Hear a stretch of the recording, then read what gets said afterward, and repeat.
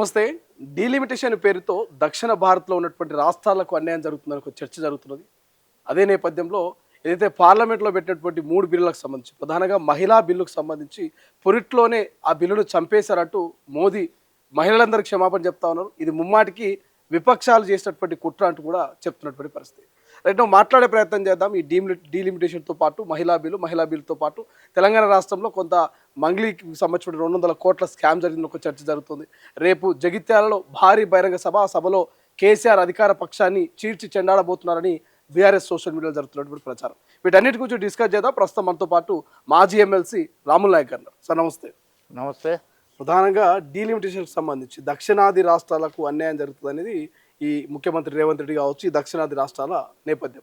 But అక్కడ మోడీ మాత్రం ఎటువంటి ఇబ్బంది ఉండదు అనేది చెప్తున్నటువంటి పరిస్థితి. ఏం మాట్లాడతారు? ఇప్పుడు మోడీ నార్త్ ఇండియాలో మాకు సీట్లు పెరిగితే ఇప్పుడు బీహార్ కానీ ఉత్తరప్రదేశ్లో కానీ దాదాపు వందల సంఖ్యలలో సీట్లు పెరుగుతున్నాయి. తమిళనాడు, కర్ణాటక, ఆంధ్రప్రదేశ్, తెలంగాణ. సౌత్ ఇండియాలో అనేది 126 సీట్లు ఇదవుతుంది. ఇవి అన్నీ చూసుకునే వరకు సౌత్ ఇండియా మీది అవసరమే లేదు రేపు ప్రధానమంత్రికి. ఓకే, నార్త్ ఇండియాలో కుట్ర అది. అందు గురించే ముఖ్యమంత్రి గారు ఇది కుట్ర జరుగుతుంది అనేది అందులో ఫస్ట్ నుంచి ఆయన అంటనే ఉన్నాడు. నిన్న మళ్ళీ తమిళనాడులో గిట్ట చాలా బ్రహ్మాండంగా వాళ్ళు ప్రతి ఇంటి మీద నల్ల జెండాలు ఎగిరేయడం, డీలిమిటేషన్ బిల్కు, తర్వాత మహిళా బిల్లు వేరు, డీలిమిటేషన్ వేరు. ఈ ముగ్గురిని కలిపి ఒకటే బిల్లో పెడితే ఆ రోజు ఏమన్నాము, 2011 కాదు, బీసీ గణాంకాలు కాలేదు, ఇలా ఎస్సీ ఎస్టీలు అవి అవుతున్నాయి. నువ్వు 2011 కెంచి ఇప్పుడు 26 అంటే 10 సంవత్సరాలు 12 సంవత్సరాలు నువ్వు చేసి ఇంతవరకు గణాంకాలు నువ్వు ఇప్పుడు గణాంకాలు చేసిన తర్వాత నువ్వు మహిళా బిల్లు పెట్టు, డీలిమిటేషన్ బిల్లు పెట్టు. 2011 అంటే దాదాపు 10 సంవత్సరాలు 15 సంవత్సరాల ముందు అయిన డీలిమిటేషన్ ఇప్పుడు జనాభా పెరగలేదా? ఒక దిక్కు బీసీ మొత్తం భారతదేశంలో ఓబీసీ బీసీలది ఒక దిక్కు నడుస్తూ ఉంది. అది అన్నీ చేయకుండా నేను ఏదో బిల్లు తీసుకొచ్చిన. అంతకుముందు యూపీఏ ప్రభుత్వం గిట్ట బిల్లు తీసుకొచ్చింది మన్మోహన్ సింగ్ పీరియడ్లో, సోనియా గాంధీ చైర్పర్సన్ ఉన్నప్పుడు. అప్పుడు గిట్ట వీళ్ళే ప్రతిపక్షంలో ఉన్న ములాయం సింగ్ కానీ, తర్వాత లల్లు ప్రసాద్ యాదవ్ కానీ వాళ్ళంతా వ్యతిరేకించి ఆ బిల్ని ఇది చేసారు. ఇది ఫస్ట్ నుంచి మేము అంటున్నాం, ఇది ఓన్లీ లేడీస్లను ఏ విధంగా భారతీయ జనతా పార్టీ ఆ దాంట్లో తీసుకోవాలి. ఇగో మేము బిల్ పాస్ చేసినాం, ఫస్ట్లోనే వీళ్ళు బిల్లు ఇది చేసిర్రు.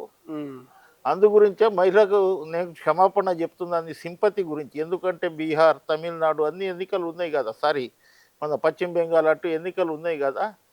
లేడీస్లు మాకు ఇది కావాలి, మేము 33% ఇవ్వడానికి మేము సిద్ధంగా ఉంటే ప్రతిపక్ష నాయకుడు రాహుల్ గాంధీ కానీ వీళ్ళందరూ కలిసి బిల్లుని ఇది చేయకుండా ఇది చేసిరు.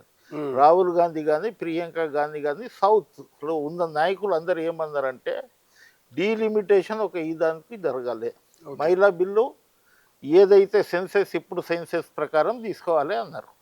నువ్వు 2015 సెన్సెస్ 11 సెన్సెస్ తీసుకొని ఎవరికి అన్యాయం చేస్తామంటున్నావు?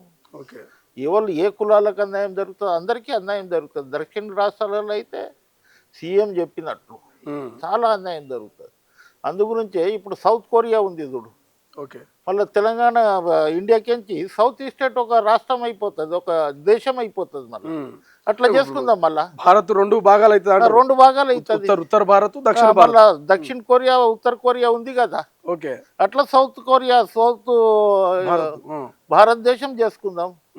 మీకు మాకు సంబంధం లేదు. అప్పుడు నువ్వు ఒక దేశ ప్రధానిగా ఉన్నప్పుడు అందరినీ సమానంగా చూడాలి, కానీ రోడ్డు కళ్ళలో ఒక కంటిని అటు చూసి మొత్తము ఇది లేకుండా పర్వాలేదనే కుట్రలో భాగంగా మొన్న బిల్ని ఇచ్చేసి ప్రజాస్వామ్యాన్ని కాపాడి. తేజస్వి సూర్య ఎంపీ కూడా అంటున్నాడు కదా, ముఖ్యమంత్రి వ్యాఖ్యలు చూస్తే అందరు నవ్వుతారు. అప్పుడే తెలంగాణ ఏదైతే భారత్ పాకిస్తాన్ విడదీసినట్టుగా తెలంగాణ ఆంధ్రాన్ని విడదీసినట్టు ఒక కామెంట్ కూడా చేశాడు. సో దీని మీద ఏం కామెంట్ చేస్తారు? ఇప్పుడు ఆయనకు తలకాయ కనుక ఉంటే, భారత్ పాకిస్తాన్ మధ్య జరిగిన ఇది ఉంటే, తెలంగాణ ఆంధ్రకు జరిగింది అట్లనే ఆ విధంగానే జరిగింది అనేది ఏదైతే చెప్తుండో ఆయనకు అవగాహన లేని మనిషి. ఎందుకు అవగాహన లేదంటే ఏదో నాకు మంచి పేరు వస్తుంది, ఇట్లా చెప్తే నాకు ఇదవుతుంది అని చెప్పడం జరిగింది. కానీ ఆయన అక్కడనే పార్లమెంట్లో అతన్ని సస్పెండ్ చేశారు. ఎందుకంటే ఇటువంటి వాక్యాలు తెలంగాణలో దాదాపు 1969 60-70 సంవత్సరాలు పోరాటం ఉంది తెలంగాణకు.